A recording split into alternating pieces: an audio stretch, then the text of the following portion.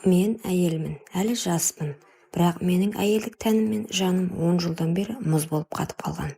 Төсек дегенді ұмыттым. Күйеуім үйге кеш келеді, үнсіз тамағын ішеді, телевизорға қарап жатады да сыртқа шығып кетеді. Ал мен бөлмеме жалғыз кіремін. Есікті жапқанда қабырғалардың салқыны маған тікелей тиеді. Жылу жоқ, құшақ жоқ, еркектің дәмін сезбеймін. Түнде жалаңаш тәнімді құшақтап жатып, өз қолыммен өзімді жылытамын. Айнаға қарағанда аппақ денемді көремін. Төсім толық, жұмсақ, белім әлі нәзік, ернім қып-қызыл. Мен әлі де жас, шөлдеп тұрған әйелмін. Бірақ 10 жыл бойы ешкім мені ұстамады. Күйеуім түнде менің бөлмеме кіреді. Ол мені әйел ретінде көрмейді. Түн сайын жастығым суланады. Бірде жылап суландырамын, бірде тәнімнің отын сөндіре алмаймын. Қолымды ішіме апарамын, баяу сипаймын, көзімді жұмамын. Қиялымда еркектің қолы, оның ыстық демі мен жалаңаш тәніме жабысып тұрған ыстығы. Мен ыңқылдай бастаймын. Ах, деп үнсіз ғана сыбырлаймын. Дірілдеп өзімді босатып қоямын. Содан кейін жылап жіберемін. Өйткені мен әлі әйелмін, бірақ мені ешкім құшақтамайды. Күйеуімнің көзінде басқа әйелдің жылуы бар екенін сеземін. Әйел байғұс бәрін сезеді ғой. Ол басқа төсектен, басқа тәннен ләззат алып жүр. Ал мен 10 жылдан бері қатып қалған бөлмеде, қатып қалған төсекте өзімді өзім жұбатумен келемін. Ішімнен сыбырлаймын, мен тірімін, мен әлі әйелмін, бірақ мені ешкім сезбейді. Күйеуімнің маған 10 жыл бойы жоламағанын іштей түсінбей жүрдім. Бірақ бір күні шындықты өз көзіммен көріп қалдым. Түн ортасында ол үйге келмеді. Терезеден қарасам, ауладағы көлігінде бір әйелдің силуэті көрінді. Әйелдің шашы тарқатылып, мойны ашық, ал күйеуімнің басы оның кеудесінде жақын тұр. Жүрегім тоқтап қалғандай болды. Қолымнан жастығым түсіп кетті. Жалаңаш денемді орамалға орап, терезеден қарауды жалғастырдым. Менің күйеуім басқа әйелдің төсін сүйіп отыр. Мен 10 жыл бойы бір сипауды аңсадым, ал ол бөтен әйелдің денесін қалап жүр екен. Ашуым да, қызғанышым да, өкінішім де бірдей көтерілді. Көзімнен жас парлап шықты, бірақ бойымдағы бір ол кенет қайта тұтанды. Демек, ол басқа әйелдің тәнін сүйеді. Демек, мен әлі де біреуге керекпін. Менің де тәнім бар, менің де әйелмін дедім. Айна алдына барып халатымды шешіп тастадым. Өз тәніме қарадым. Аппақ төсім дірілдеп тұр. Белім әлі де нәзік, бұралған. Ернім қандай қызыл. Ол мені көрмеді, бірақ басқа еркек көреді деп сыбырладым өзіме. Сөйтіп кек алайын дедім. Сол түні ұйықтай алмадым. Қолымды төсіме апарып баяу сипадым. Екінші қолмен төмен түсіріп, денемнің ыстығын сездім. Аузымнан ыңқыл шығып кетті. Ах, мені де біреу осылай ұстаса ғой дедім. Төсегім дірілдеп, тәнім шөлін қандыра алмай жатып, өзімді қинап шықтым. Ал күйеуім сол түні бөтен әйелдің төсегінде менің жанымды өртеп жіберді. Сол сәтте шешімім пісіп жетілді. Мен бұлай өмір сүре алмаймын. Мен де әйелдік бақытымды табамын. Мен де тірі екенімді дәлелдеймін. Таң ата менің көзім ісіп кеткен еді. Түні бойы жылап шыққан едім. Түні бойы өзімді қинап шықтым. Ал күйеуім таңертең кіріп келді. Үстінде бөтен әйелдің иісі. Менің жаным қиналып, қолым қалтырап кетті. Қашанға өз-өзімді қанағаттандырып жүремін дедім. Мен оның бетіне қарауға батпадым. Ол мені байқамады да, үстелден нан жеп телефонға үңіліп отырды. 10 жыл бойы осы өмірде көндім. Бірақ бұдан әрі шыдай алмаймын деп ойладым. Сол сәттен бастап менің қолым қалам іздеді. Қағаз алдым. Қолым дірілдеп, бірақ жүрегімнен шыққан әр сөзді жаздым. Хатым, енеме, мен сізді сыйладым. Осы үйдің бар тәртібін ұстандым.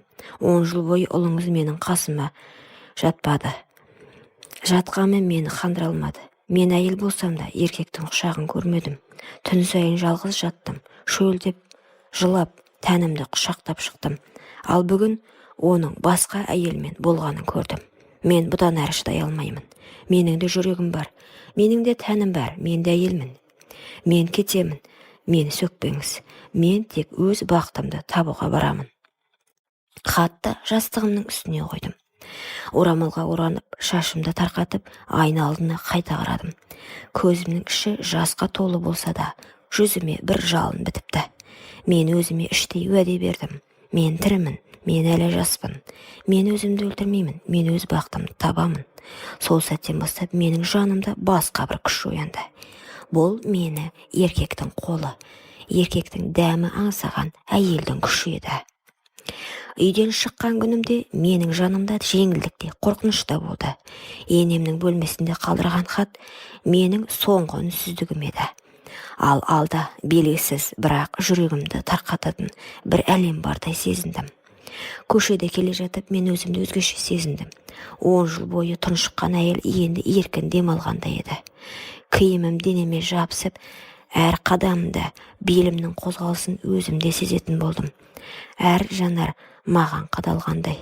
Сол сәтте кафенің алдында бір жігітке көзім түсті. Жас, жігерлі, жанары өткір. Ол менің жүзіме тіке қарады. Жүрегім дүрсілдеп кетті. Көзімді тайдыра алмай қалдым. «Кешіріңіз, сізді бір жерден көрген сияқтымын», деді ол жымиып. Мен ыңғайсызданып, бірақ жүрегім қатты қалап, соғып тұрды. «Жоқ, мүмкін», дедім күмілжіп. Ол қолын созды. Қолын алған сәтте денемне бір ыстық тоқ жүріп өткендей болды. 10 жыл бойы еркек қолын сезбеген нәзік алақаным сол сәтте қайта тіріліп кеткендей. Жүрегім ішімнен сыбырлады. Осы жігіт, осы жігіт. Менің қиялымды шындыққа айналдыратын сияқты. Біз ұзақ сөйлестік. Оның дауысы еркектік сенімділікке толы, ал менің даусым алғаш рет жанданып күлкім шыға бастады. Ол маған үңіле қараған сайын менің төсім көтеріліп, демім жиілеп бара жатты. Мен жас қыздай ұялып, бірақ әйелдік отыммен жанып тұрдым. Кетерде ол жай ғана сыбырлап айтты. «Сізді тағы көргім келіп тұр. Сізде бір сыр бар сияқты», деді. Мен басымды изедім. Ішімде бір от лапылдап, түнге дейін ұйықтай алмадым. Өйткені мен алғаш рет бөтен еркектің жанарынан өзімді әйел сезіндім. Келесі күні кешке ол хабарласты. Дауысы телефоннан естілгенде-ақ жүрегім дір ете түсті. «Сізді көргім келеді, қазір», дейді. Көруге келістім. Ішімде толқу, ұялу, бірақ бір тоқтаусыз тартылыс бар. Кешкі саябақта кездестік. Ағаштардың арасынан шыққанда ол маған тіке қарады. Жанары өткір, бірақ жылы.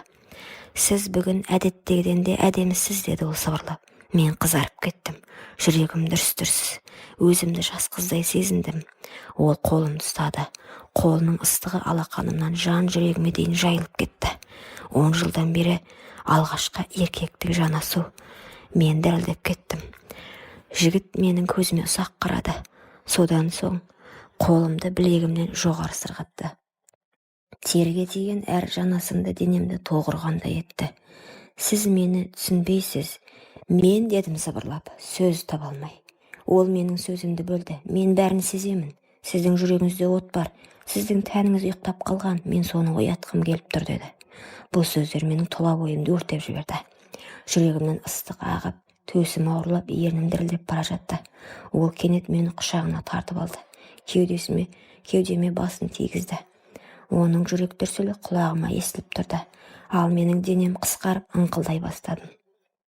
Ол шашымнан сипап, құлағыма сыбырлады.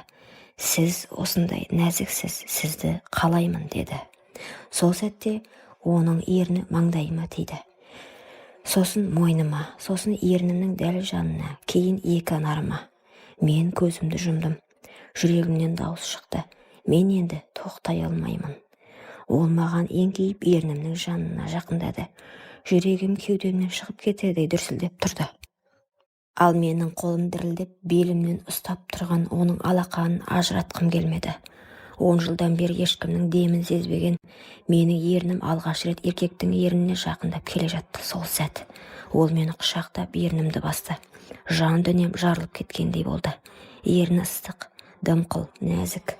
Менің ішімде өшкен әйелдік от лап ете түсті. Ыңқылдап жібердім. Ол одан сайын қатты қысты. Тәніміз бір-біріне жабысып кетті. Менің төсім оның кеудесіне тіреліп, дірілдеп тұрды. Ол менің белімнен төмен сырғытып, артымнан ұстай бастады. Менің бүкіл денем еріп бара жатты. Қолым еріксіз оның мойнынан құшақтап өзімді тарта бердім. Біздің сүйісіміз тоқтамады. Ұзақ, ыстық құмарлыққа толы. Менің тілегім еркімнен асып кетті. Жігіттің ерніне қарсы, ернім өздігінен ашылып, тілдеріміз түйісті. Сол сәтте менің денемнен ыстық діріл тарады. Ол ыңқылдап жіберді. Менің атымды атады. Мен оның құшағында жанып тұрдым.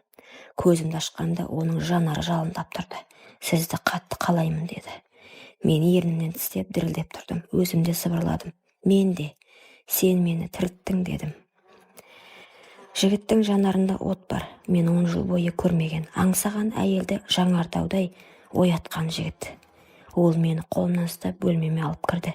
Есікті жауып маған тіке қарады. Сол сәтте жүрегім дүрсілдеп қана қоймай, бүкіл денем дірілдеп тұрды. Сіз дайынсыз ба деді ол.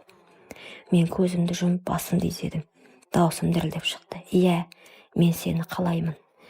Ол жақындап мені құшақтап сүйіп жіберді. Мен ыңқылдай бердім, тоқтама. Халатым баяу сырғып түсті. 10 жылдан бері жабылып отырған тәнім алғаш рет еркек алдында ашылды. Мен ұялғаныммен оның жанарында құмарлық мені қаймықтырмады. Керісінше әйелдігімді мақтанышпен сезіндім.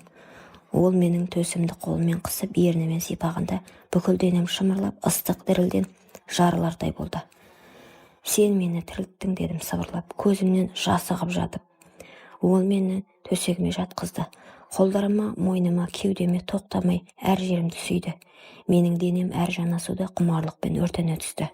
Сол түні мен 10 жыл бойы аңсағанымды алдым. Мен қайтадан әйел болдым.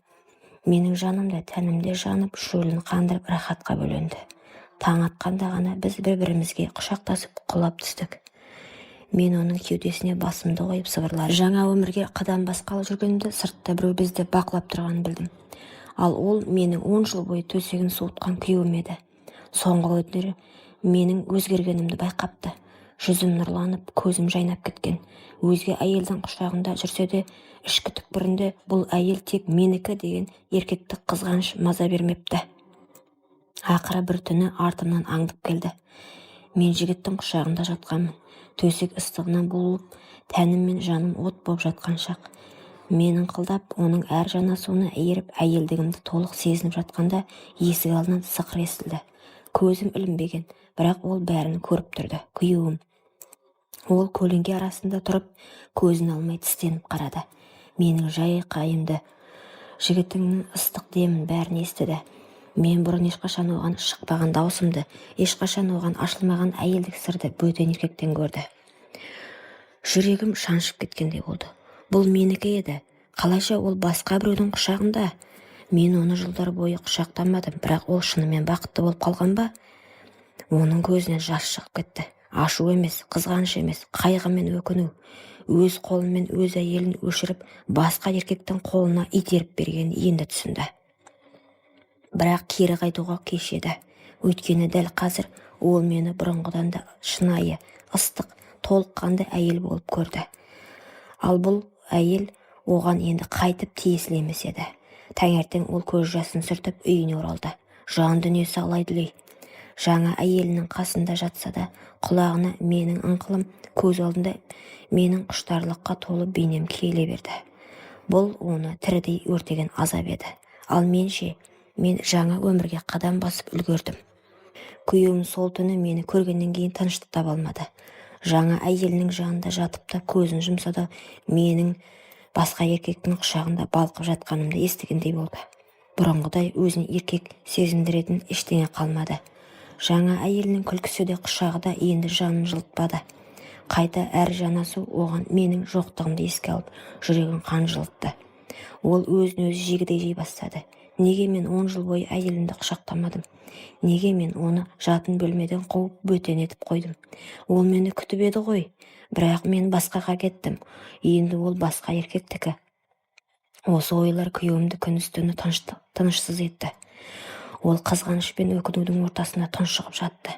Өзінің кінәсін түсінсе де жоғалтқанын қайтара алмайтынын білген сайын азапқа батып бара жатты.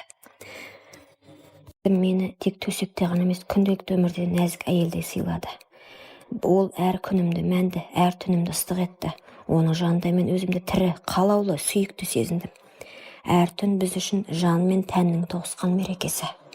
Әр таң біз үшін жаңа бақыттың бастауы. Мен алғаш рет әйел деген сөздің шынайы мағынасын түсіндім. Жүрегім тыныштық тапты. Мен өзімді ешқашан кінәлі сезінбедім. Себебі мен бақытты болуға лайық адаммын. Ал күйеуім ше, ол күннен күнге шөгіп бара жатыр. Жаңа әйелінің қасында жүрсе де көзінде қуаныш қалмады.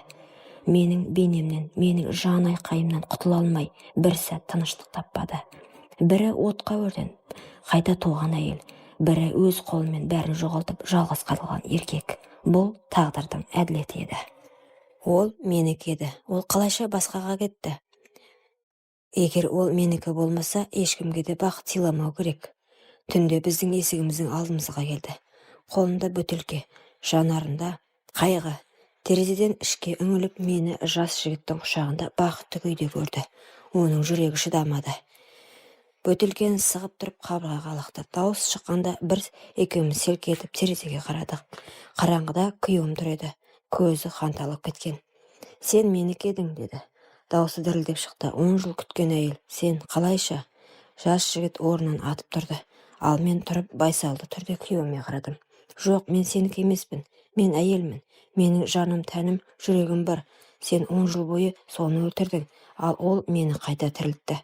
Бұл сөздер оны күйретіп жіберді. Күйеуім жерге тізерлеп отырып, басын ұстап айғайлап жіберді. Мен сені жоғалттым. Көзінен жас ақты. Ол басын көтерді де қолын жүрегіне қойып, мен енді сенсіз өмір сүре алмаймын, деді. Сол сәтте ол жанұшыра орнынан тұрып есіктен қашып шықты. Бірақ артына қайтып қарамады. Біздің көз алдымызда қараңғыға сіңіп кетті. Арақпен баспақшы болыпты, бірақ сол қызғаныш пен өкініш оның түбіне жеткен екен. Ал менше, мен жас жігіттің құшағында өмірімді жалғастырдым. Мен әйел болып қайта тудым. Біз үйлендік. Мен өз бақытымды таптым, ал ол қызғаныштың құрбаны болды. Құрметті оқырман, өмірден алынған шынайы оқиғалар тыңдағыңыз келсе, менің арнама тіркеліп лайк, комментарий жазып қолдап кетіңіздер. Келесі кездескенше.